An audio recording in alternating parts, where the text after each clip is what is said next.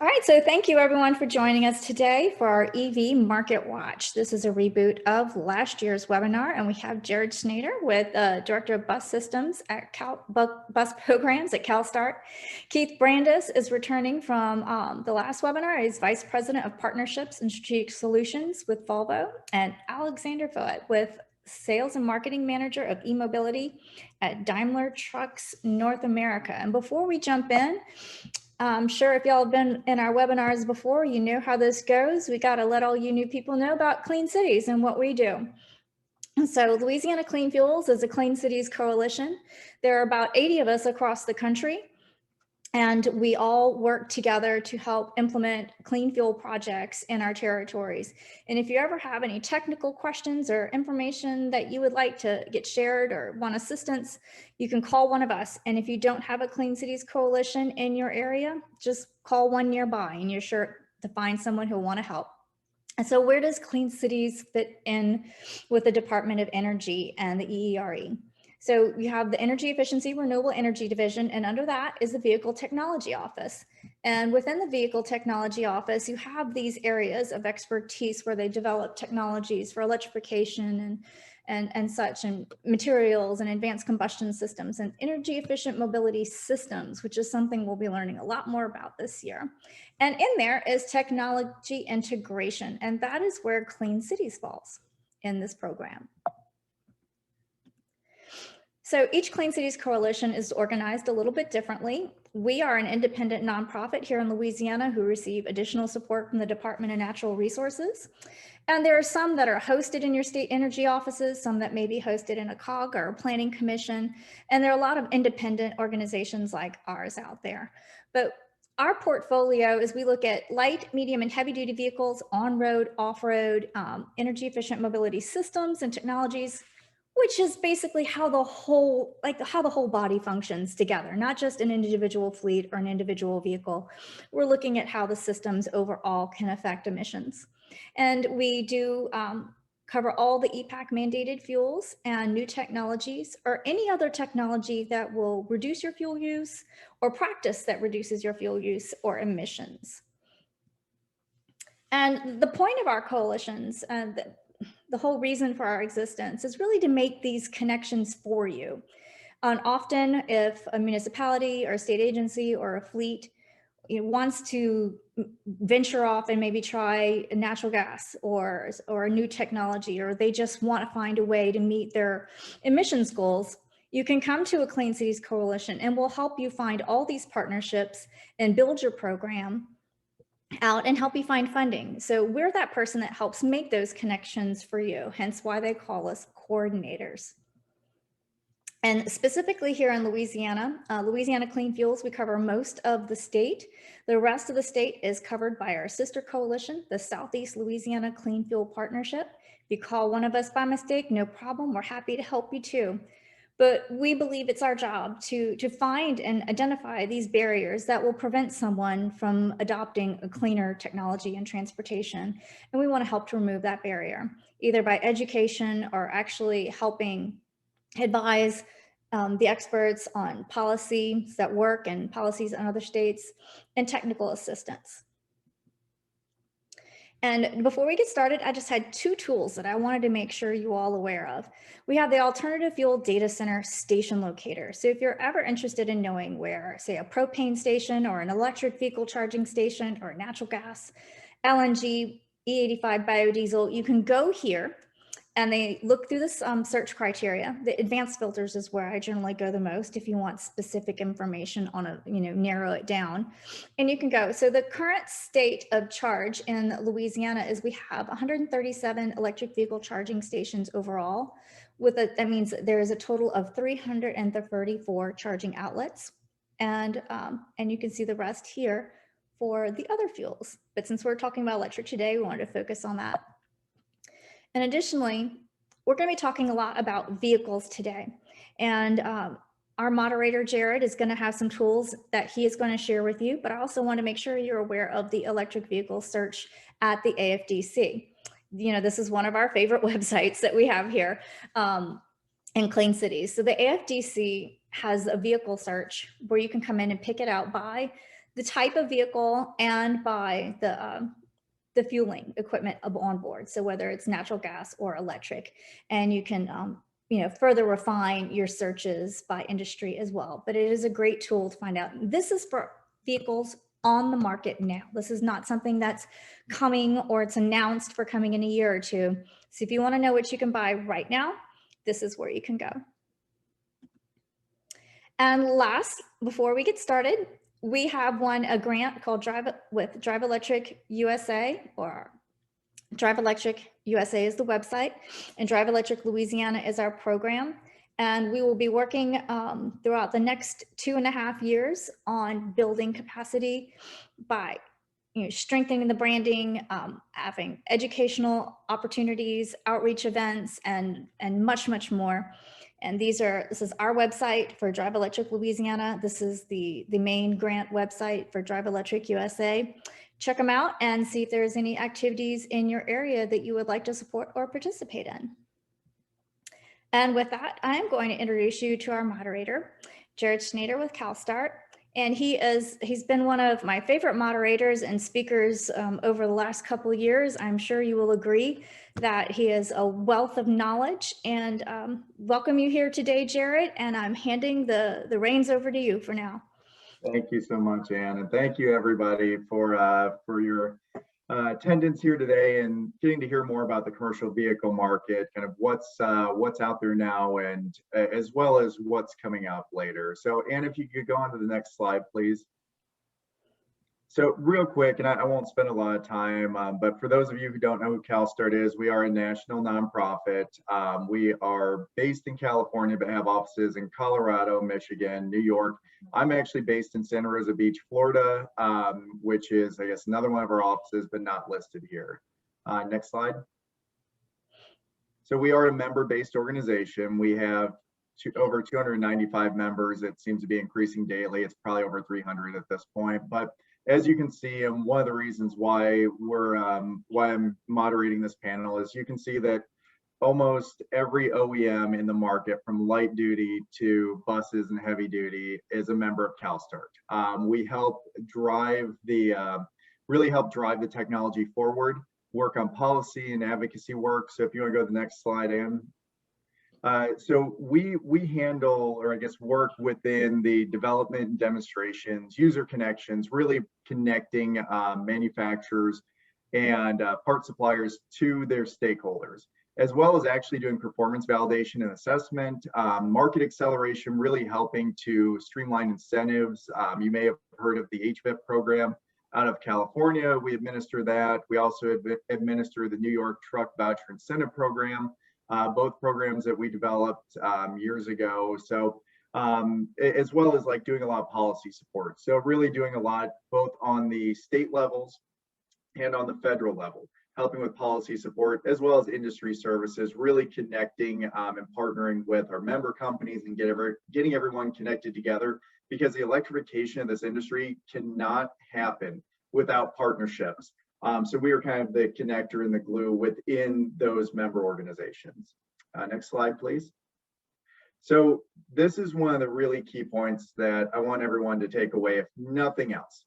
There is a reason why this is so important in the medium and heavy duty electrification sector. Next slide, Ann. So just so everyone's aware, right now CO2 emissions are 30% is from transportation. 7% of all global CO2 emissions comes from this heavy duty transportation. And freight fuels, especially, the greenhouse gas is forecast to quadruple by 2050. So going from 2,100 metric tons to 8,100 metric tons.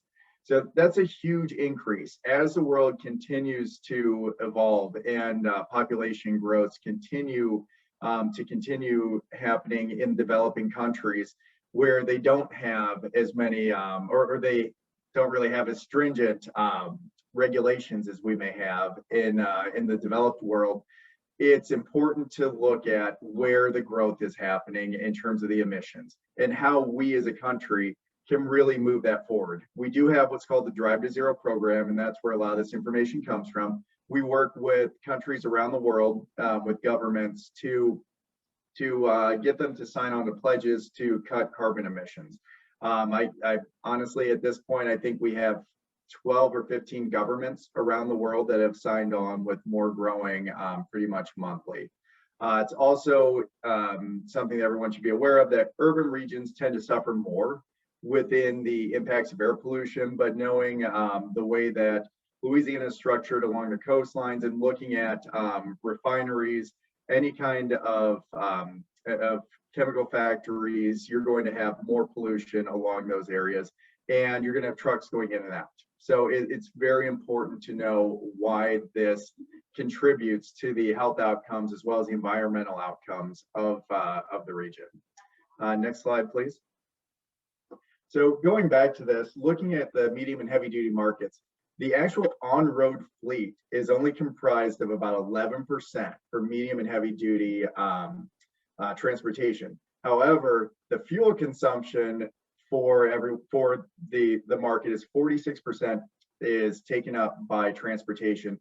And that also accounts for 71% of all on-road particulate matter. So long story short, transportation in terms of the overall number of vehicles is a small segment, but is absolutely outpaces all other segments within pollution and fuel consumption. Next slide. So real quick, and I won't spend too much time on this, but we at CalSTART have a theory of change. So if you want to go to the next slide, the way that we've kind of approached this, and we were funded to do studies on this, on how to target what we call beachhead strategies. We focused on areas that were ripe for really going from low emissions vehicles to no emissions vehicles. Focused on battery electric buses, looking at hostlers, and then also looking at forklifts, and also looking at fuel cells. And going from 2017 on, really we focused on our beachhead strategy, and you see this play out not only in our work, but looking at the market. This is where the electrification, where the zero emissions strategies are happening and taking place. Next slide. So again, looking at our beachhead strategy and why this is important for everyone here, just knowing that where the electrification, that zero emissions is coming in, we know that one of the beachhead strategies was for medium and heavy duty vehicles. We already knew that this was going to happen. We had looked at it, we worked with all of our members, and knew kind of where the market was going to be growing in 2025. In 2040, we expect there to be a complete domination by zero emission vehicles. Again, why this is so important for everyone to keep up, to keep in the front of their minds. So there's a lot of development here. You can see just this little, slide of all the different vehicles. We actually have zero emission marine as well that is coming along. We're involved in a project on as well. So all of these sectors are becoming electrified. Next slide. So I was originally going to talk about kind of breaking it down by vehicle to vehicle, what's out there, what's available. There's just too much. That's just the way it is. I'm sorry to say there's just too much. There are more coming online every day. As Anna pointed out, on the AFTC website, there is the vehicle finder that shows you what's there today. We have another tool, and you can see the link down below. It's the globaldrivetozero.org. And that actually has a zero emission technology inventory. And so you can search by region, and it won't just show you what's there today, but also what's coming up in the future. I think we have up to 2 or 3 years out. And this is populated by the manufacturers themselves to let us know what they have available and what's coming available. Next slide. So for anyone that's on the line that may be a policymaker, we, again, through our Global Drive to Zero, we are working with not just our own federal government, like I said, but internationally with other governments. There are a lot of really great policies and action toolkits that we have already developed and established. If you are looking to make kind of just more policy decisions around the zero emission space. So I would recommend going to that toolkit on the Global Drive to Zero website. Next slide, please. So real quick, again, like I said, there's so many vehicles that are available. So, and you can probably just kind of go through the next two slides, but you guys can get an idea that there are multiple manufacturers, step vans, heavy duty trucks. You can go on to the next one as well. But I do want to kind of boil it down to some of the, I guess, kind of more really coming to the market ones that we're seeing right now. And the Ford E-Transit is something that everyone's really been waiting on, is for Ford to release this electric Ford Transit vehicle. It's USA assembled. Their target range is 126 miles. It allows for depot, public, and home charging. There's no date released yet for the pre-orders, but we do have a projected launch, which should have, I mean, it's, you know, with COVID, everything got pushed back, then you have the microchip issues, but the launch should be this year in 2021, and a target price of only $43,000, which is actually very good. And then there are federal incentives on top of that. Next slide. So the other one that's making a lot of waves in the market in this smaller kind of step van size is the Rivian. So Amazon had ordered 100,000 of these battery electric Rivians, and they are going to be delivering 10,000 of those this year, and they have a target range of about 150 miles. Now, there hasn't really been much publicized on the actual price that was paid by that Amazon paid for these. We're still kind of waiting for that to trickle out. I've heard differing numbers, but I don't have the exact one, so I didn't want to just throw a number out there for everyone. But still, just to keep that in mind, we are seeing the electrification of not only those step vans, as you guys may be aware of. USPS is going to be electrifying their vehicles as well. So there are a whole bunch of things that are going on. Next slide. So this is more towards the commercialized, like kind of your heavy duty trucks themselves. And by heavy duty, I mean, like, I guess kind of light duty trucks, or I guess heavier duty within the kind of the municipal space, let's say. So Ford is coming out with their F-150, and this has a targeted range of 230 to 300 miles. And again, the base price of $42,000 is good. Obviously, it's still more than your regular gasoline vehicles are, but no emissions. You have lower overhead and maintenance costs to keep up with these. So a great option, but that's coming out. Then the next slide is the Rivian that's coming out, and this is more of kind of your private market or public market, so to speak. So more of what you'd be looking at yourself if you were looking to buy something. And then the next slide as well is the Tesla Cybertruck.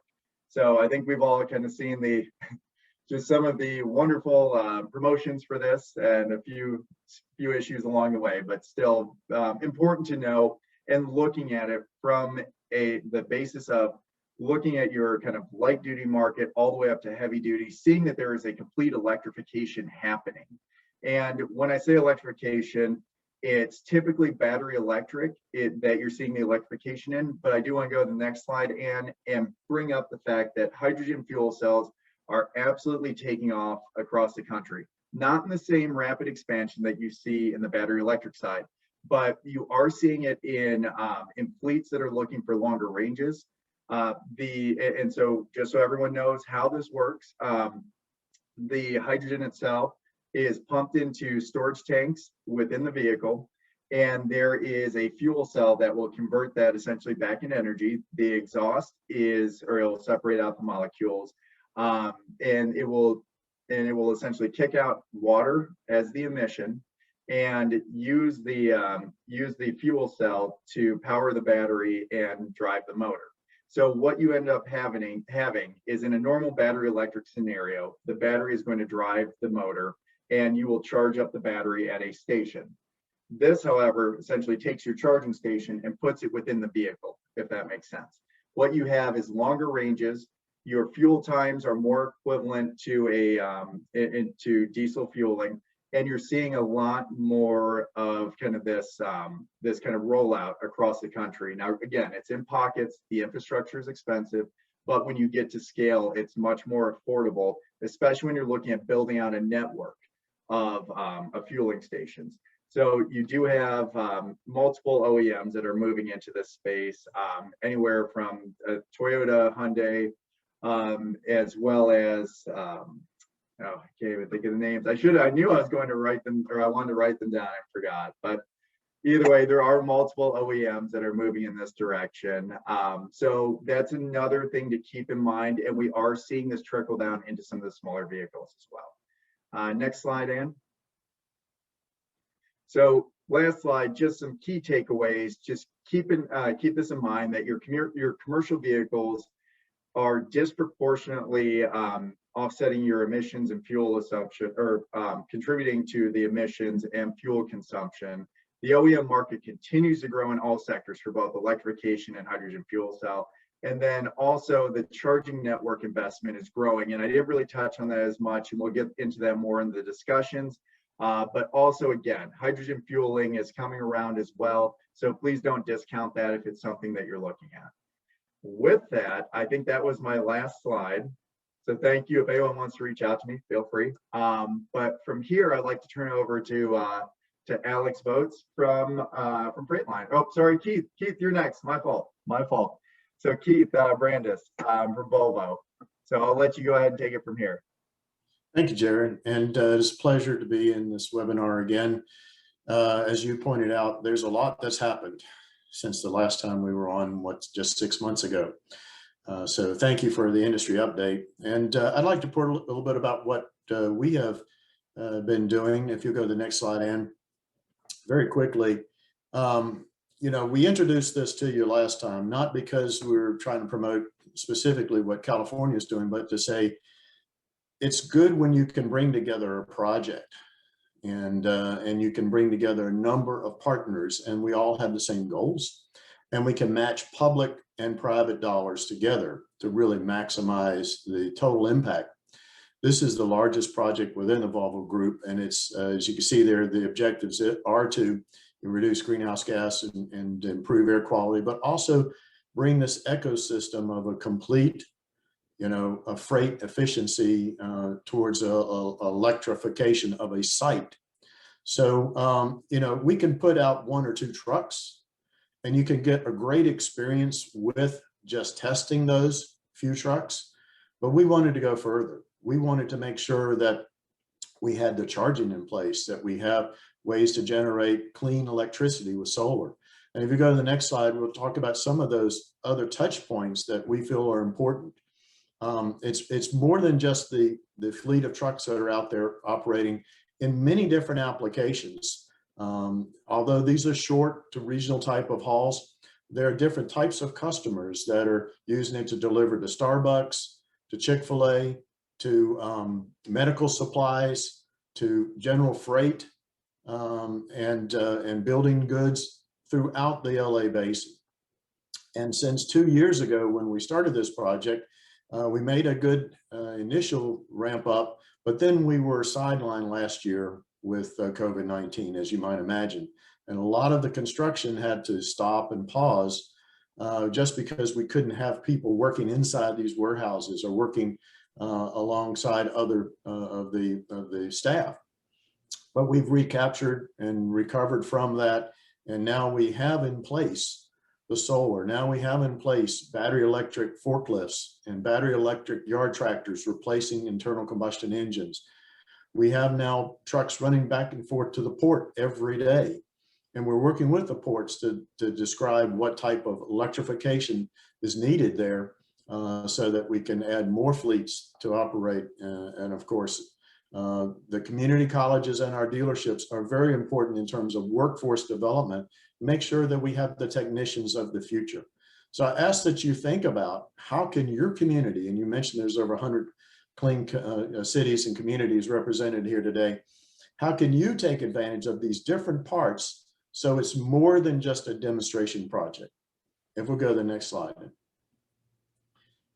Well, some of the lessons that we've heard was that, you know, focus on a very dense area with a lot of population and a lot of trucks that operate in frequent stop and go, because that's where you're going to get the maximum air quality.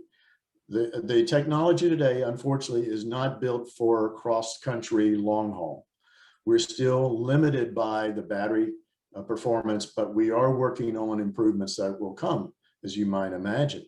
And so range anxiety is one of the key concerns. And some of the drivers I notice come back with 20 or 30% remaining charge because they haven't trusted it yet. So they're going to need to have more experience and become more comfortable describing those routes that they know that they can fully utilize the capacity of the truck that exists.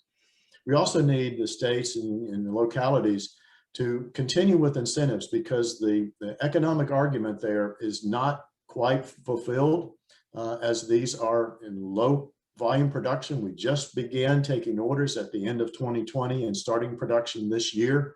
So the volumes will have to come over some time. And what we've also experienced is, you know, the electric grid is stretched as it is right now. And we've got parts of the country, especially out west in heat extreme conditions and brownouts. And now you're going to add electric trucks on a site. You've got to bring your utility service provider in early and talk about either bringing new lines in or higher transformers for a site, because we want to have fast DC charging. And Alexander will talk a little bit more about why you need that on heavy duty trucks versus light duty vehicles. Next slide.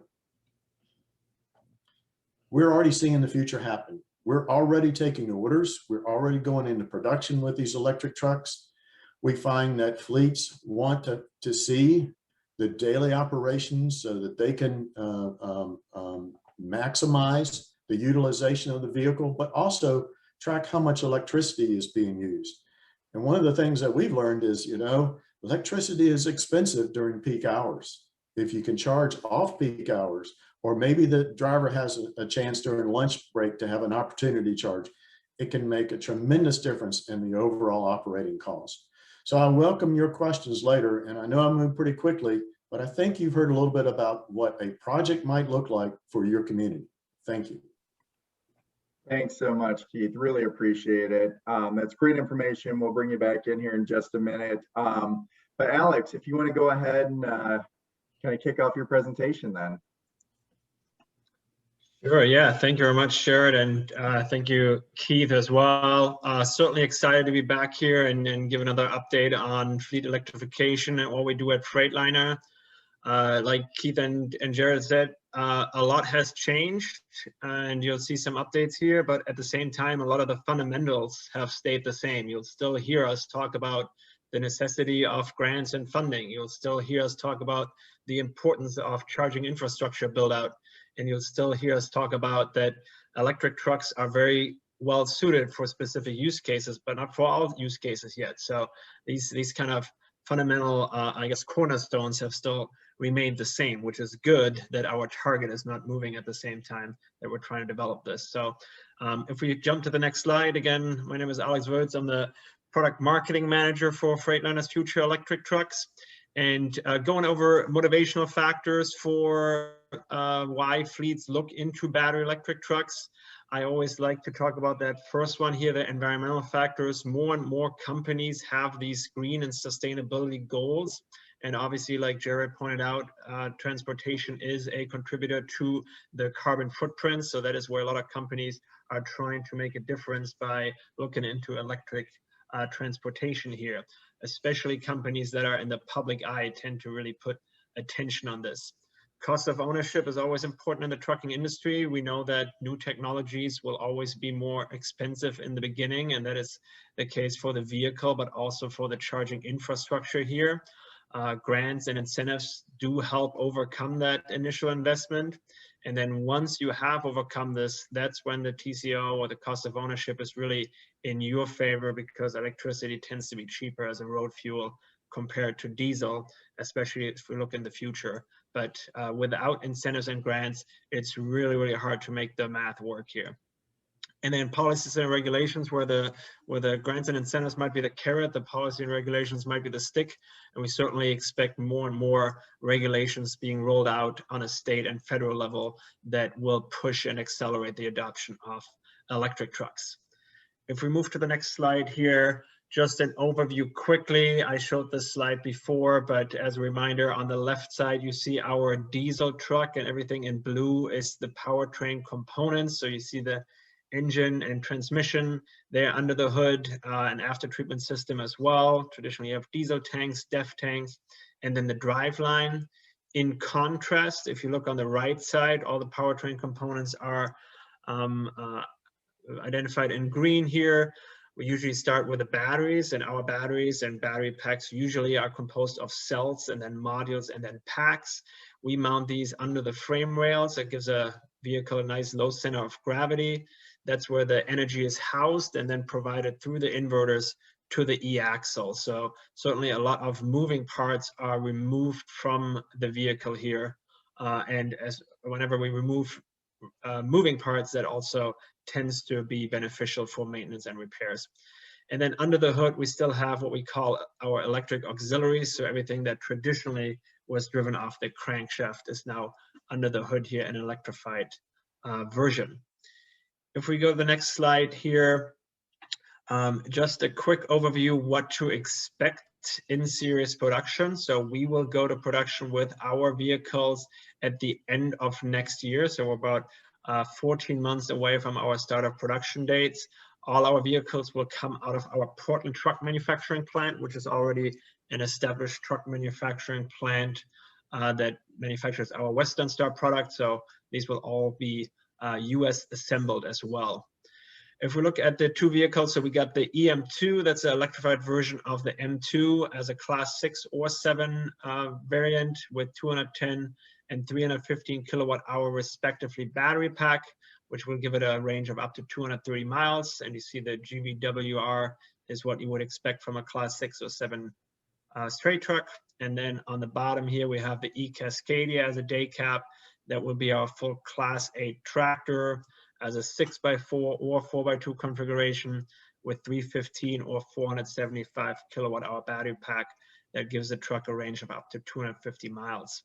You see that we actually quote here 82,000 pounds as the max GCW as opposed to 80,000 pounds, and that is because of the national or the federal weight exemption on alternative fuels of 2,000 pounds, which is already in place for natural gas vehicles today, and that carries over to electric trucks as well. If we go to the next slide here, you already heard Keith talk about the ecosystem, and I'll similarly talk about the ecosystem, that it's not only about the vehicle. The vehicle is one part of the equation, but there's other areas that you need to take into consideration when you think about electrification of your fleet. The right use case is important, and we'll talk about that a little bit. We'll talk about regulations and incentives and where we expect, based on that, the most or the highest demand, at least in the first couple of years. I'll spend a little bit of time on charging infrastructure. And then lastly, of course, putting vehicles on the road is one thing, keeping them on the road is the other thing. So it's not only about developing the vehicle, but also the dealer training, the rollout into the market, and ensuring and giving that certainty to customers that these vehicles can be serviced through the same channels that they are servicing all their other vehicles today.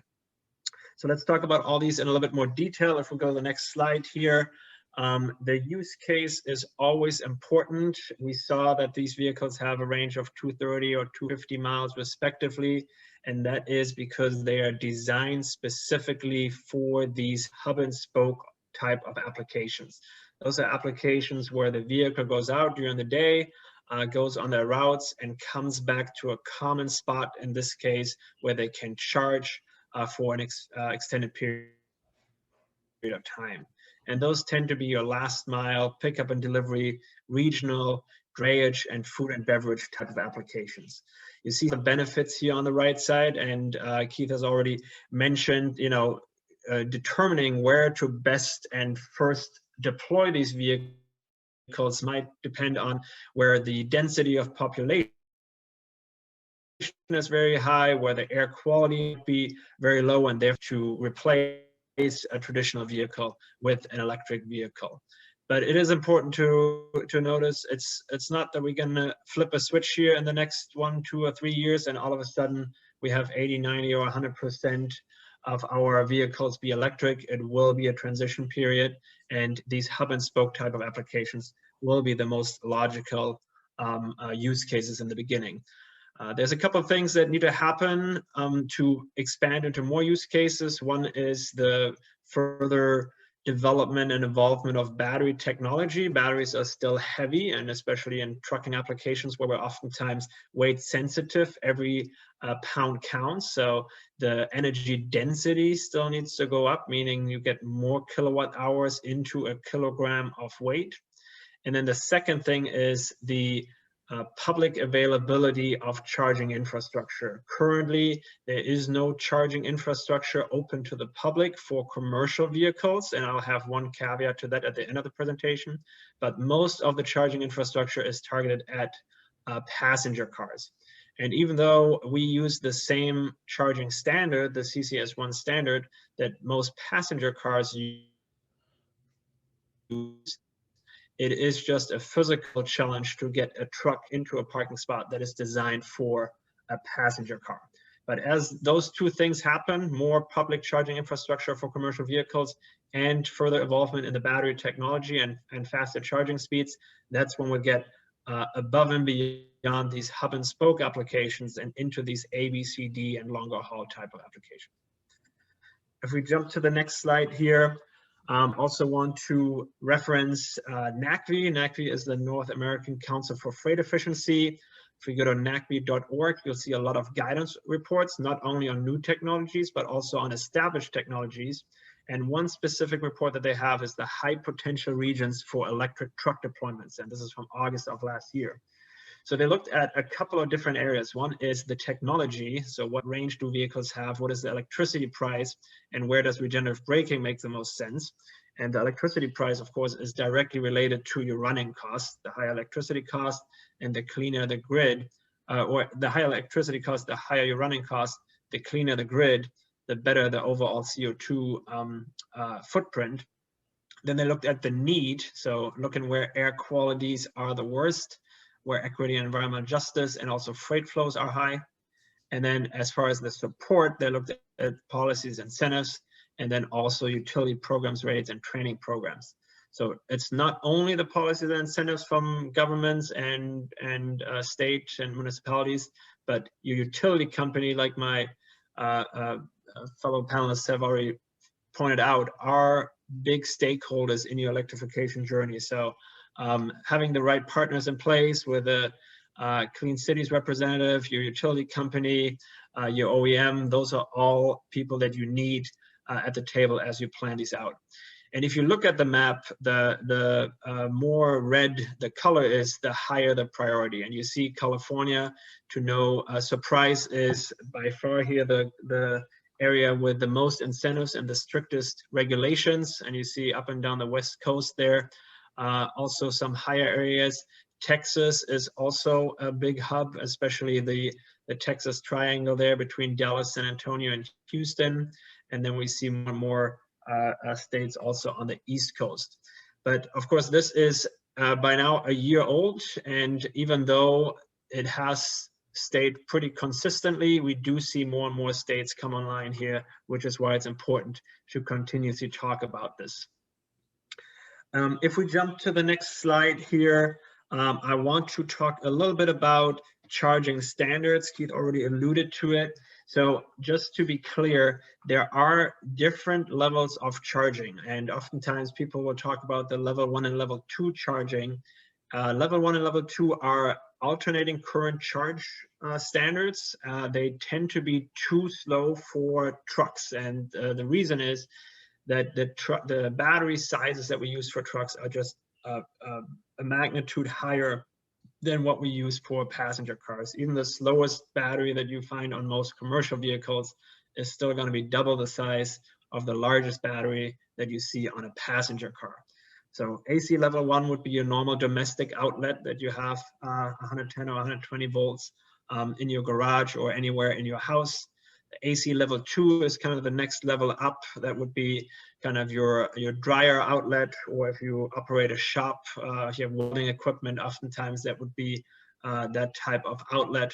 But for our vehicles, we only really talk about DC fast charging, so direct current fast charging, that give us the much higher charge speeds here. if we go to the next slide, just to give a little bit of a magnitude, we always talk about that the charging infrastructure is something that you need to think about maybe even before the vehicle, but at the very latest in parallel. And the reason is that if you put charging equipment in place, and let's say a 150 kilowatt charger is going to be a pretty common charger for DC fast charging. If you install 10 of these 150 kilowatt chargers, you essentially request 1.5 megawatts from the grid. And you see here in comparison, our Daimler Trucks North America headquarters, which is a 9-story office building in Portland, requests about half of that. Our Portland truck manufacturing plant is about 2.2 megawatts. So it's certainly not a trivial request that you make from the utility company, which is why it's so important to keep them in the loop. Granted, you're not going to use all your chargers at full speed all the time, but that is the number that your utility companies will plan with. And then if we jump to the next slide here, you see just some of the takeaways and the learnings that we have seen as we work through our pilot projects. We have about 40 trucks on the road right now as part of our customer experience fleet and Freightliner electric innovation fleet.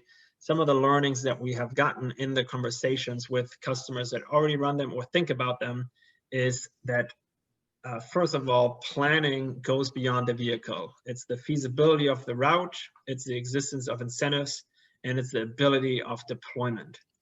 Also, vehicle deployments and infrastructure build out needs to be planned in parallel. You can't do one without thinking about the other. You really need to ensure that both the infrastructure will get built out and your vehicles show up when those are ready.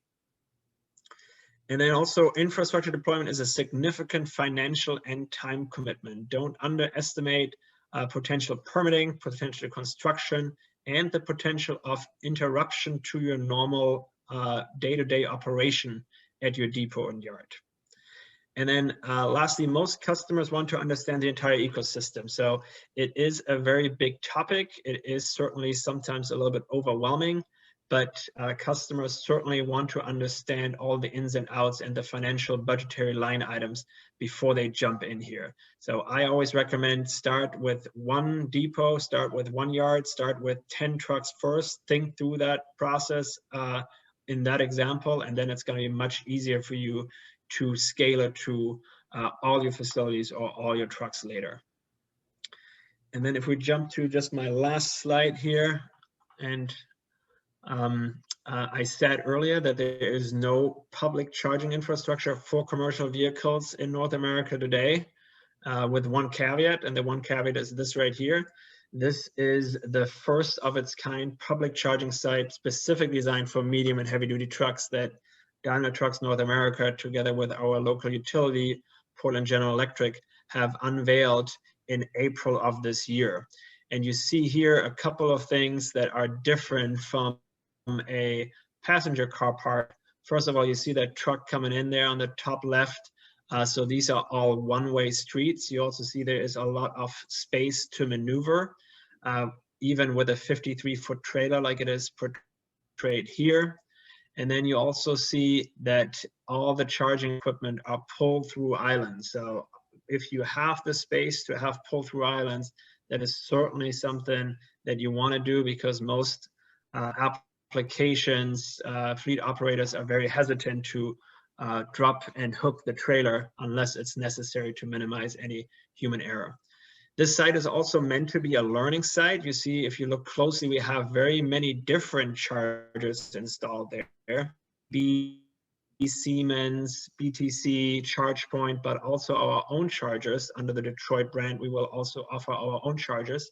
But it is to be a flexible learning site. It's open to the public. So we want to push the envelope here and have a little bit of thought leadership to push this public charging infrastructure build out along. And just lastly, on the right side in this little box here, this is what we call our power garden. That is where you can see all the heavy lifting of this electricity conversion takes place. This is oftentimes what is behind the fence, but those are all the things that do get put in place when you electrify a site. And with that, if we jump to the next slide, that was my last comment. I'm certainly looking forward to the discussion. If you have more questions, and go to www.freightliner.com/emobility. We constantly update our content there, and we also have a newsletter for you to sign up on. So with that, back to you.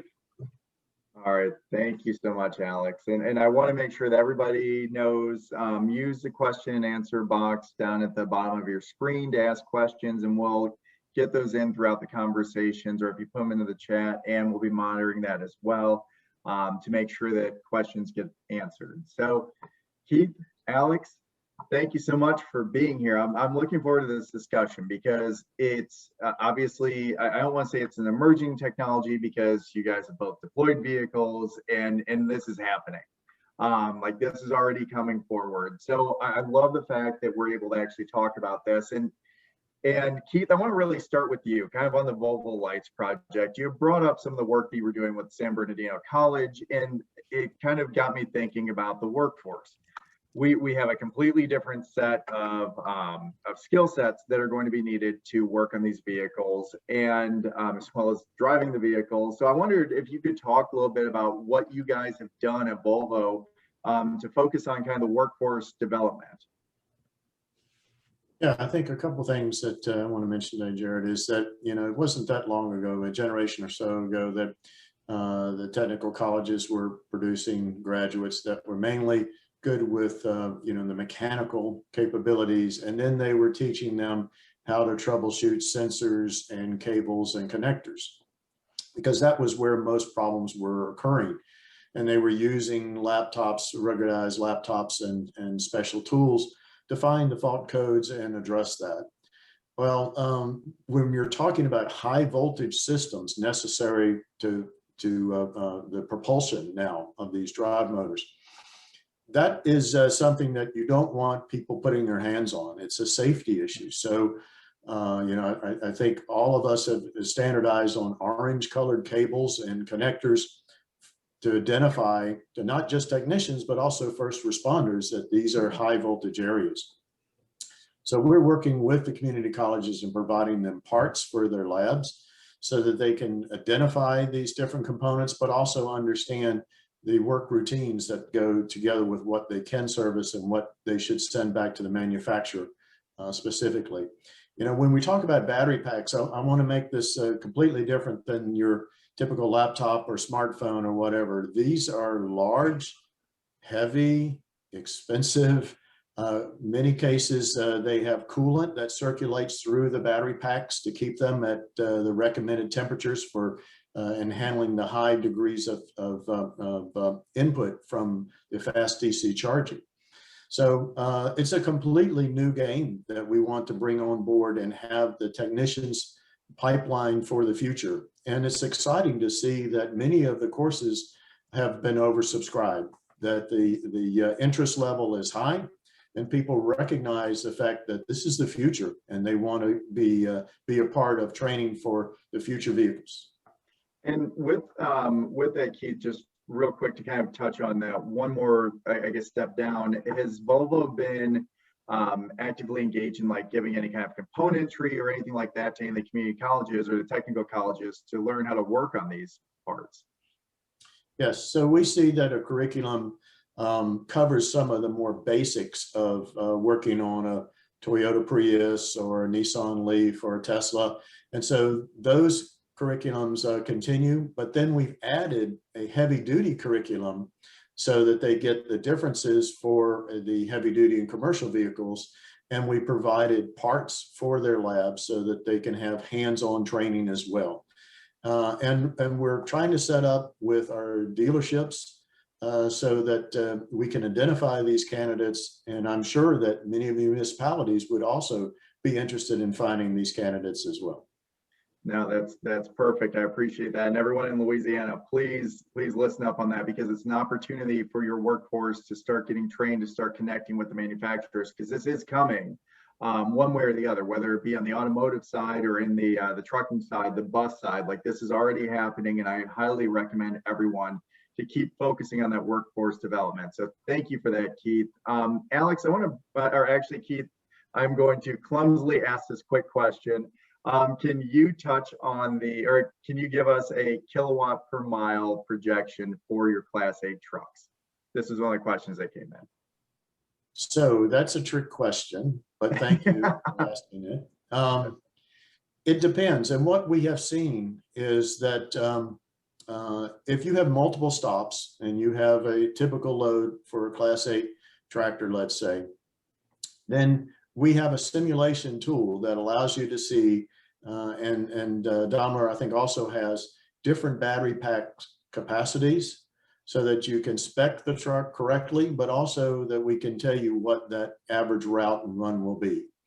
It depends on temperature, it depends on the terrain. There's so many factors that are different from an internal combustion engine, because an internal combustion engine generally is geared with a 10-speed or multi-speed transmission to run at a constant RPM.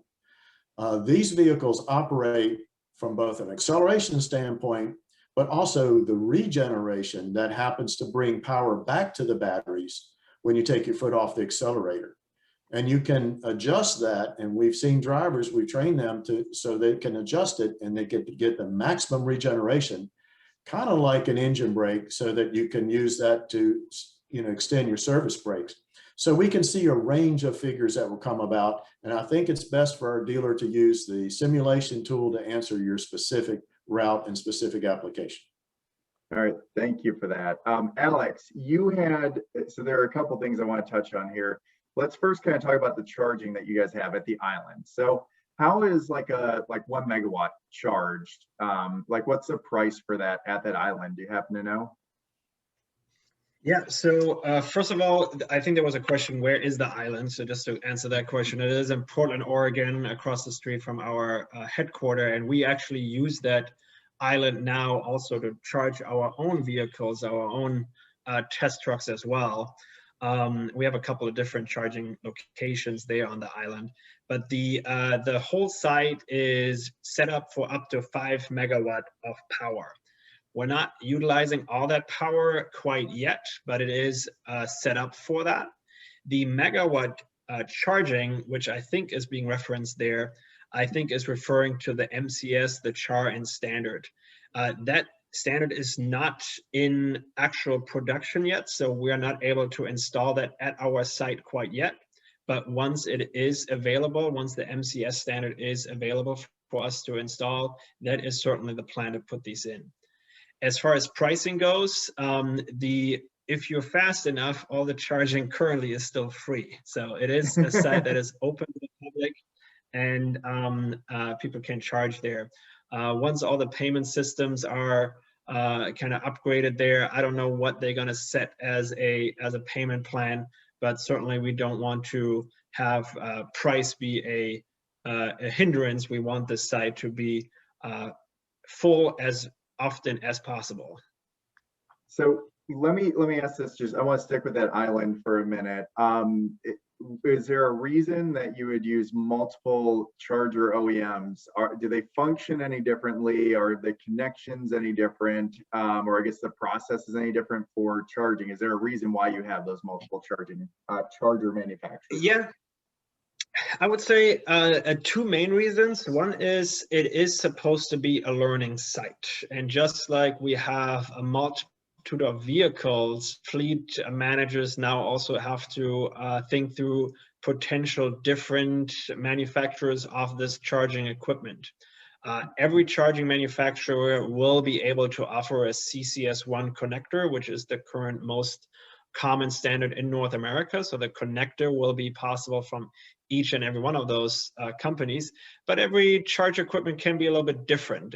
Sometimes the physical footprint of the charger is different. Sometimes the HMI or the monitor can be different. Sometimes just the appeal of the charging box is different, or the software could be different. So there's, I think, some just general preferences that some people might have. So we wanted to build this up independent of the actual charge provider and give people the opportunity to look at all of them. But the other one is for interoperability testing. We know that in the field, there's a multitude of different charge manufacturers that have contracts with maybe established contracts and put their equipment in. So we wanted to give that additional benefit that there is one central site where you have the opportunity to test your vehicle with 9 different charging manufacturers. So that was kind of the main thinking behind this. And as more come out, I talked about, it is very easy for us to swap these out. We laid a lot of conduit and a lot of flexibility there, which made it more expensive, but we hope that it gives the opportunity to tell the story to as many people as possible. Okay, thank you for that explanation. And I want to touch on something that was in your presentation. And Keith, I want to bring you right afterwards on this kind of same question or same line of questioning. Alex, you had in one of your slides, it had kind of the current DC fast charging for the trucks, but then you had like future with the question mark. Can you talk about what that future is going to look like in terms of charging these large battery packs and trying to do essentially cross-country travel? Yeah, absolutely. So, Jared, you had talked in your opening statements there a little bit on the charging or fueling times from diesel trucks compared to maybe hydrogen or battery electric. So we see battery electric and hydrogen as complementing technologies and not as competing technologies. One of the downsides of battery electric is the significantly longer charging times that they need compared to a diesel fueling time. So a traditional diesel truck might take 20 to 30 minutes to fuel to full, whereas our battery electric trucks, let's say our eCascadia with a large battery pack of 475 kilowatt hours, takes about 2.5 to 3 hours to charge to full. And of course, the question always comes, how long does it take to charge? And the answer is always, it depends, because it depends on your charge equipment. But what I always tell people as kind of easy math is look at the battery pack, in this case 475 kilowatt hours, divided by the charge power that you are looking at. So in this case, let's say 150 kilowatts, and that gives you that around 3 hours or so of charging speed. Now, 3 hours is probably okay in most cases, especially in those hub and spoke type of applications where you charge overnight, and a lot of customers actually opt to not charge that fast. But of course, as we expand use cases and we go above and beyond that hub and spoke type of applications, we need faster charge speeds. So the CCS1 standard won't be enough anymore. And that is why the CHARN initiative, which Daimler is part of, but also Volvo is also part of it, and a lot of global OEMs, manufacturers, and organizations are working on developing a new standard, which is called the MCS, the megawatt charging standard. And that will then significantly increase by 4 or 5x the charge speeds that we see. And then we will get into the area of 20 to 30 minutes of full charge on a battery electric truck, and be much closer to refueling times on a diesel vehicle. So as that gets developed, and as all these companies work together to do that, I think we'll then also see more publicly available infrastructure in order to get to that expansion of use cases above and beyond just drayage and regional. Okay, thank you for that. And so you've kind of answered the same thing kind of for Keith, since you guys are already a part of that. I want to quickly shift gears because Keith, you guys have done this Volvo Lights project where you're deploying vehicles all over the place. I mean, it's a fantastic project, great learnings.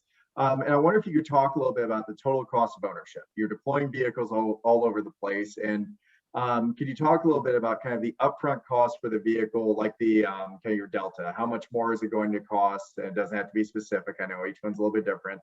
But then also, if it's run long enough in that Volvo Lights project or any of the other ones that you guys have done, to show kind of your total cost of ownership, what those reductions may be in operational costs.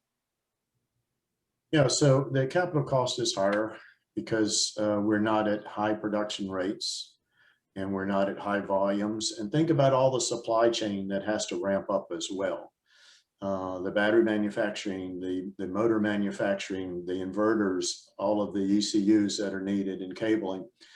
We are starting that road, and we were working with those suppliers, so they're preparing for increasing volumes in the years ahead. But right now, it's still a low volume product, and therefore the capital costs are multiple over what today's comparable diesel unit would be. This is one of the reasons that we need purchase incentives on the equipment, so that we can bring down, if you will, that initial purchase price. We also are including what we call our gold contract maintenance, because we want to give the customer some assurance, right? Since maintenance costs are really not yet known, even though we're reducing a lot of the mechanical components, and we think that maintenance costs will be lower, this is a way to put it in a monthly payment so that the customer is not exposed. And that also protects the residual on the back end of it, because these are not available on the used truck market yet. So that hasn't, residual values haven't been set. So I think what we have to say is today is a good time for you in preparing with your fleet owners to think about how are you going to begin this transition. And you need to get some trucks, but you also need to get charging infrastructure in place behind the fence. And there's where we need help as well. We work with utility companies. Some of the utility companies have programs that will give you power, increased power to the stub out, but also, other ways in which you can generate power on your site, which is why we have some solar projects to also lower that cost of electricity. So the TCO is being estimated right now, and we see that it's going to have to be proven over time, because the economics right now are going to change dramatically in the next couple of years.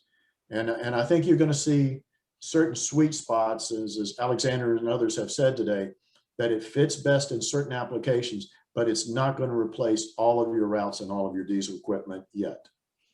No, that's perfect. And I'm going to circle back around to the policy section, because that is incredibly important to make these vehicles viable, especially in the short run, moving into the long run. But talking about the economics of it, Alex, I want to bring you in on this.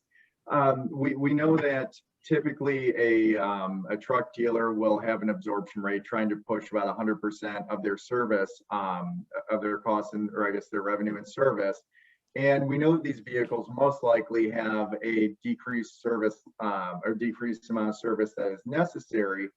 Have you guys or any of your dealers kind of come up with innovative ways to look at kind of replacing some of that revenue that may not be there, to kind of plug the gap, so to speak? Yeah, certainly. So first of all, reducing maintenance and making things last longer is nothing new, right? So it's a continuous thing that the industry is working on and that we want for our customers. With battery electric specifically, of course, we expect significant reduction in maintenance costs, just given the reduction of parts and a lot of the components that traditionally are the focus on maintenance and repair are actually not on the vehicle anymore. But at the same time, we have new components that are now part of the equation. We talked about the fact that charging infrastructure is a big investment for a lot of especially smaller fleets. So some dealers think through the process of offering leases that include the vehicle and the charging as a package deal. Some dealers also might think about the actual charging equipment and the maintenance of this charging equipment of an additional part of the package that they offer to the end customer. So even though the parts and the physical labor is reduced, there's other opportunities that open that hopefully make the entrance barrier smaller, especially for the smaller fleets that might not have dedicated personnel to look at funding and to look at charging infrastructure installation, and that might not have the depots and yards that they own themselves, which oftentimes is going to be a prerequisite for the charging infrastructure installation. So I think dealers oftentimes will look at how they can help the customer overcome barriers by the size and the, I guess, focus that they can provide as a dealership. No, that's perfect. And I love that you brought back in kind of the different parts that can be worked on. And it all kind of translates back into the discussion earlier about workforce development and why it's so important to start training people up, because there will be so many new components that haven't been worked on before. and getting the workforce ready. Thank you for that, Alex. Keith, I want to transition to you on the policy side of this, and I'm going to use the bad word down here in the Southeast where we are, regulations. Regulations. I'm not saying we have to enact regulations, but can you talk a little bit about what regulatory policies have been put in place across the country that you've seen that have either helped or hurt the industry? Yes, it's an interesting time, and some of us that have been around the industry for many years know that the regulations on safety, the regulations on environmental, components and the life cycle of those, as well as the overall driver requirements for licensing and fleet operations are well known, and we've adjusted to those changes over the years as an industry. And I can think about when we first started talking about some of the challenges to lower emissions and particulates included, that it was seen by fleet owners as expensive and troublesome. And then we were able to bring quality improvements and fuel economy improvements, and they, as you know, have been buying and upgrading their fleets because they see the benefits now of operating modern equipment. There's lots of advanced active safety systems today on modern trucks, and I certainly wouldn't want to get behind the wheel of anything else. It's great to have someone else, kind of the radar and the cameras and everything looking out for you. I think in terms of where the electrification is going, it's going to be a carrot and a stick. I think there's going to be, and we've already seen it with California's Advanced Clean Truck Rule, and there are other states that are looking at mandating a certain percentage of your fleets to be electric or zero emission in the future. We know that in working with the new administration and Department of Energy, there's tremendous interest in hydrogen and what's going to happen with a hydrogen network going forward. Together, there's a joint venture between Daimler Trucks and Volvo Group for a fuel cell production, probably more towards the second half of this decade, just because today it's a lot of chemistry and special materials and science behind it. So I think what you're going to see is kind of a melding of both trying to advance the climate policies, but also industry pulling. We're seeing customers and major companies looking for a sustainability goal. And I think it's easy for a CEO to make that goal of zero and decarbonization. It's the rest of us that have to actually provide the roadmap to get there. And that's where we want to make sure it goes together with policy rather than in conflict. Yeah, that's perfect. And just for everyone's kind of information on how, especially not to use California as the example, they just happen to be out in front in terms of regulation. One thing that I will say, what I've seen from California, and I've worked a lot on the bus side with them, is looking at the regulations. Once they put them in place, one thing that I really liked that the state did was that they engaged all the trans agencies. They started engaging all the truck fleets, and what they had them do was pull together plans on how to electrify. And what that allowed the state to do was to take revenues and put it into funding that could help meet the goals. So if there were incentive programs that they have, which they do in California, they would make sure that it was funded at a level that they could actually, that these trans agencies and trucking fleets could actually meet those, that they could meet those numbers that they're shooting for. So the state didn't just say, hey, you have to do this. The state said, all right, you have to do this. What's it going to take for you to get there? And we will help backstop with the funding. So regulation can be looked in multiple ways. I think the way that California did it, which is not talked about that often, is that it was very thought through and making sure the funding was behind it to make sure that all of their fleets could actually achieve this. So I do want to throw that one out there. And Alex, you have brought it up earlier about carrots and sticks. Could you kind of, same question to you on what you've seen that's kind of worked and, or I guess even not worked? Yeah, I think similar to what was said, it's the policies, regulations, and incentives are really pushing and pulling when we will see the mass adoption here, right? Mhm. And without the existence of incentives and grants, the business case, at least today, does not make sense for most applications. So they are really necessary, like we've seen it for a lot of different newer technologies. Of course, the regulations are the ones that are pushing hard, and that essentially, as we're all very excited about electrification in the transportation industry, we also got to be realistic, and we got to make sure that the goals that are being set are achievable by the manufacturers that actually deliver these vehicles.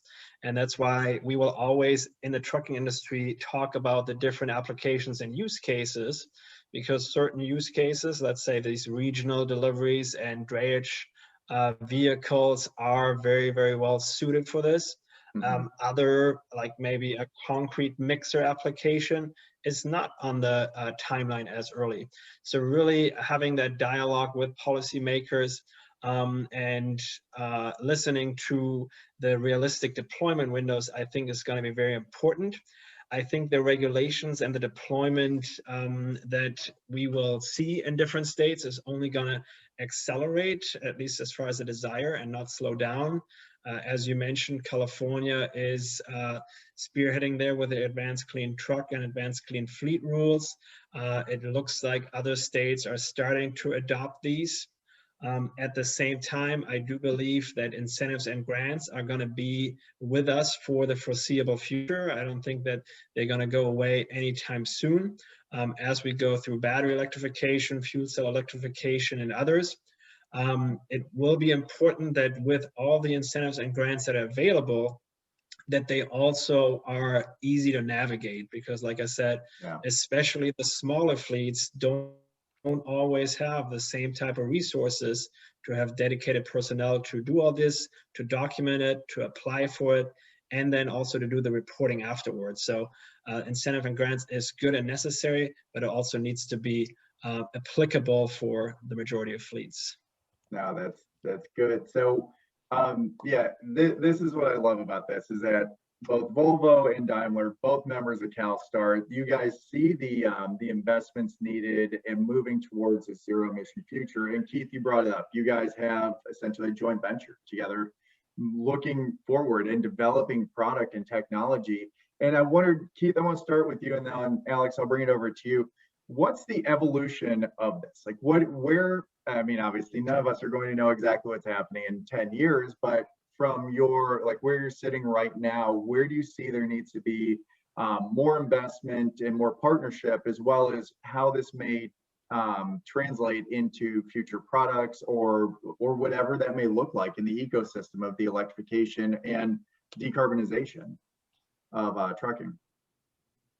So my crystal ball is a little cloudy, but I can tell you that we are seeing this movement by, and maybe it's because of the evidence of climate change that's here, and the challenges that people have in their communities, worried about flooding and fires and the heat and the water supplies and the like. I mean, it just seems that that we're getting more and more support for a discussion about it. What does the decarbonization look like?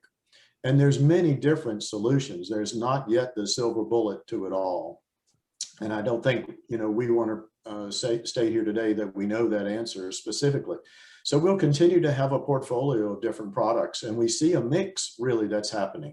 We see that, battery electric, the technology is developing rapidly, and about every 18 to 24 months is, another step change.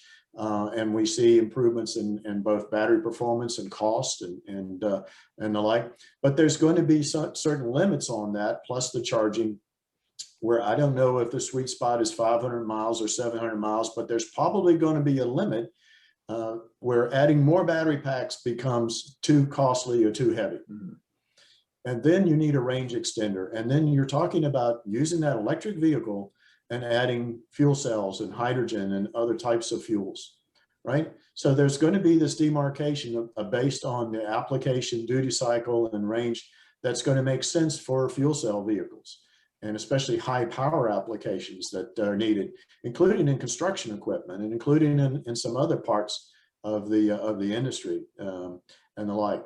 So as this rolls out, both the infrastructure for charging as well as fueling, you're going to see a mix for quite a few years. And there may be even some internal combustion engines that will still be around, and high power stationary applications that are burning some sort of biofuels or some sort of, clean green type of liquid fuels.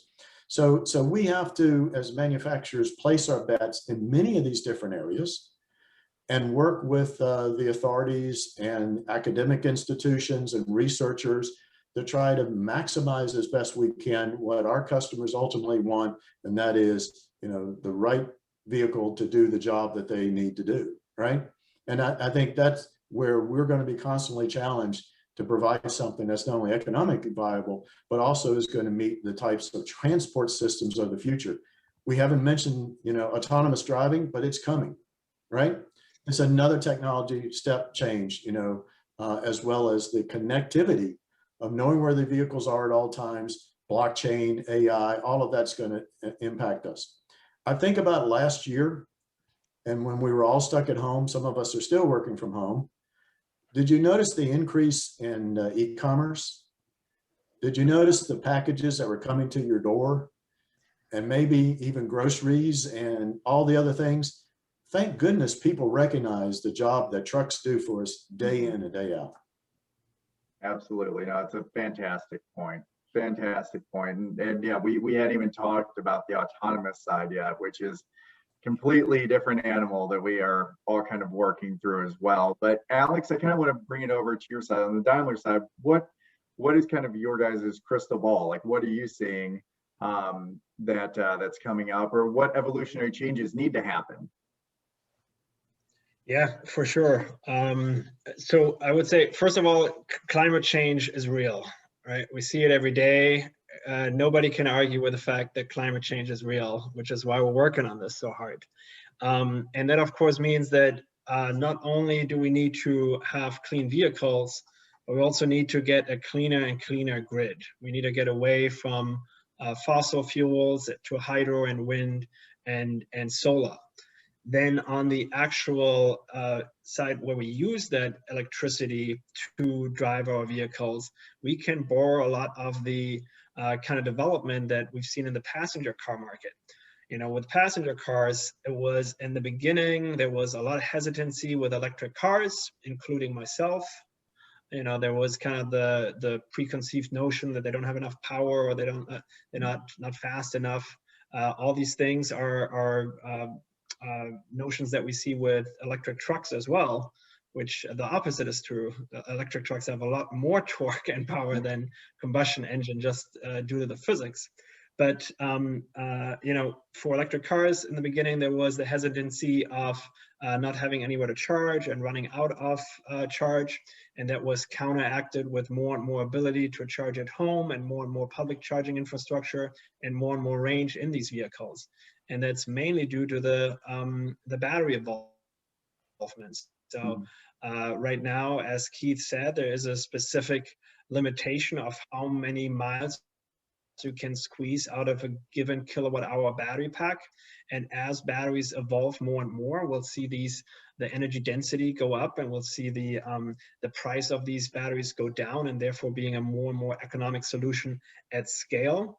And then, as we said, the charging speed, as the charging speed evolves and those batteries are able to accept the higher charging speeds, we'll get even more and more use cases a chance to be electrified and to reduce all these other burdens that currently we have to put on fleets. We're asking them to spend 6-7 digit numbers on infrastructure without ever having seen a truck. So that is certainly a big ask. And then lastly, I think the social acceptance is what we'll have to work on.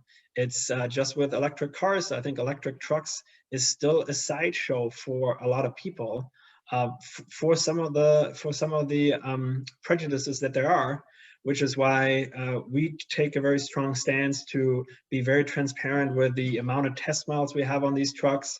We're getting people behind the wheel, letting them test drive it, because once they are behind that wheel, I have never talked to one person that got out of an electric truck when they put the pedal to the metal and said, I don't want this. Even doubters and haters and people that said, I have driven diesel trucks for 30 years of my life, they come out of this and say, no, I want to take this home now.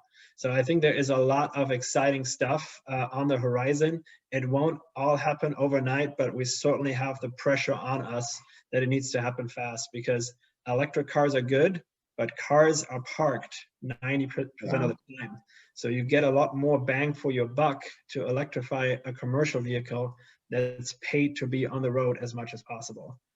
Agreed completely. I mean, as I said in my presentation, it's a disproportionate amount of fuel consumption and emissions, but that's exactly why, because transportation is on the road all the time. So right now we've got about 6 more minutes left, and I do want to touch on one thing, especially talking here in Louisiana. Obviously, I'm not physically here, but this touches me too. Talking about the resiliency factor. We know that we deal with hurricanes all the time.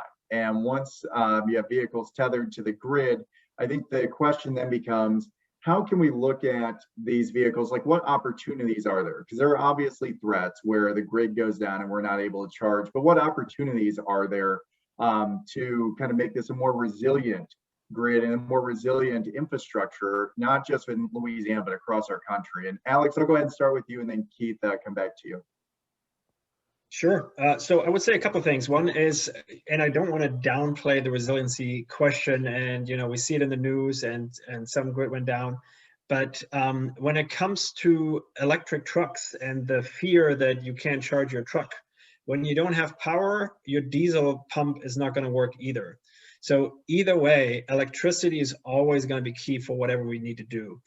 So let's say a warehouse company that has refrigerated warehouses, for example, 100% will they already have backup generators and anything else that they need to do already today for this. Of course, it depends on where you are. Like you said, Louisiana, Florida, those areas will have a bigger importance on these hurricane outages and other things. So looking at how many hours in a year do you really have an outage will give you a good answer of how much resiliency do you need to put in place. The good news is, as we have more and more batteries in circulation, and batteries, of course, once they are done with their first duty cycle, do not go to the landfill, but they go into their second life. And the second life tends to be reuse, recycle, remanufacture.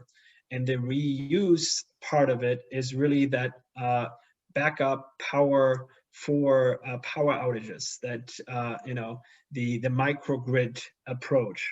And in our electric island that I showed, we have that as phase 2 also planned already, so that as batteries come out of our electric vehicles and are not deemed usable for that first life cycle anymore, would then serve as that power backup. And that will help balance the power grid, but also be kicking in as a power grid might go down temporarily, and therefore hopefully have an overall more stable power grid in the United States. No, that's good. And Keith, I believe you're up in North Carolina. We just handed you Hurricane Elsa last week, so it was already a tropical storm by the time it got to you guys. But still, same question to you: like, how do we make that more resilient? I think Alexander and I agree that it's really to the overall grid, that question, and we know that's lacked in the investments for some time, and it depends on every state. It's a very regulated part of the business. But also, what we're doing is we're setting up remanufacturing of the battery packs, which means you take individual cells or individual parts, and you restore those, and you have a second life. But also repurposing, and we are working so that you can use that in a stationary function like a microgrid. We have one project already in Europe, and we have some other ones that we're exploring for job sites, like for construction, that you could have a container full of these batteries and it could power electric construction sites. So there's a lot of exciting news that will be coming out of that. No, that's perfect. So two more questions. Like, let's start with the first one real quick. If we can make it quick because we're running out of time here. Bidirectional charging, is that something either of you guys are working on right now? Keith? I Go ahead, Alexander. Go ahead, Alex. Yeah, I can go first. Yeah, so vehicle to grid essentially is the term that we use for that. We do have that as a feature on school buses.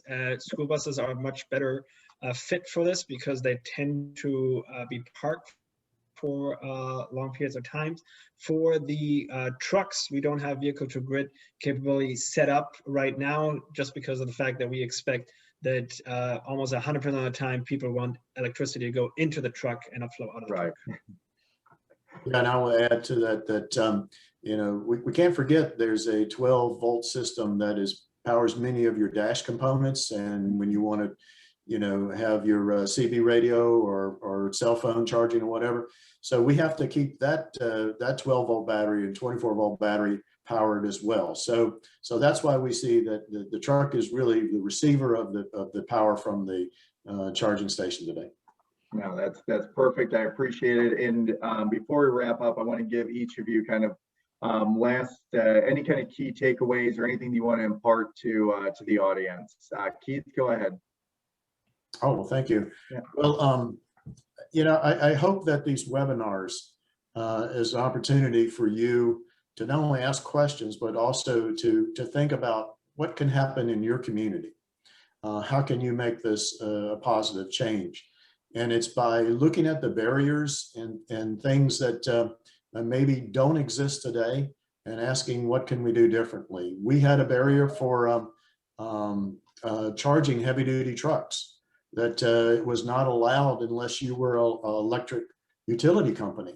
And it was a formal regulation that we had to have changed in one state in order for our dealerships to be able to service our trucks.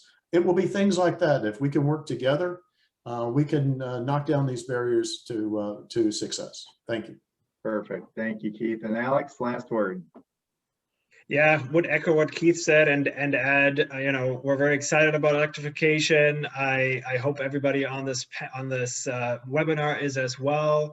It's important, even though it might not be the right solution for you today, to stay informed, stay up to date, even if your rollout is a couple of years from now, because planning and having the right stakeholders and having the right information to get started is really key. And that's why we're always passionate to share the good, the bad, and the ugly, but only for the purpose of, you know, go further together. So we're very excited what's to come. It's definitely a very exciting time to be in trucking. Excellent. Thank you so much, Alex. Thank you so much, Keith. And I want to turn it over to you. Thank you so much for running this for me today, Jared. I can't tell you how much I appreciate it, being able to sit back and relax and let you take over the wheel today. I want to let you all know that this video has been recorded and we will post it on our YouTube channel, and you can watch last year's video to see what's changed as well and see some of the other ones that we've put out. And I definitely want to have you all back again in about a year so we can check in with you and see what other updates we have and what innovations and changes, and you know, when we're going to be closer to being at scale. So look forward to inviting you all back next year for a reboot of this EV Work Truck webinar. And this is my contact information here. We will be sending out information about when the video is going to be live, and we have all your contact information, everyone, for registering. So thank you very much, and we will get that out to you. And you can ask any direct questions to me at ann@louisianacleanfuels.org. If you want contact information and or any of the links, you can email me directly. Just wanted to give a little bit of information here at the end of the slide. The Louisiana state tax credit for electric vehicles has ended. So if you were planning to buy an electric, natural gas, propane, or any alternative fuel vehicle in the state of Louisiana, there is no more vehicle tax credit. SB 8 by Senator Peacock ended that credit 6 months early. So I'm very sorry if you were just hearing about this and you had planned to purchase a vehicle before the end of the year. Only the federal tax credits would still be available for you for those, but the infrastructure tax credit will remain in place until the end of the year for the state of Louisiana. Again, thank you all so much for joining us today, and this concludes our webinar. Thank you.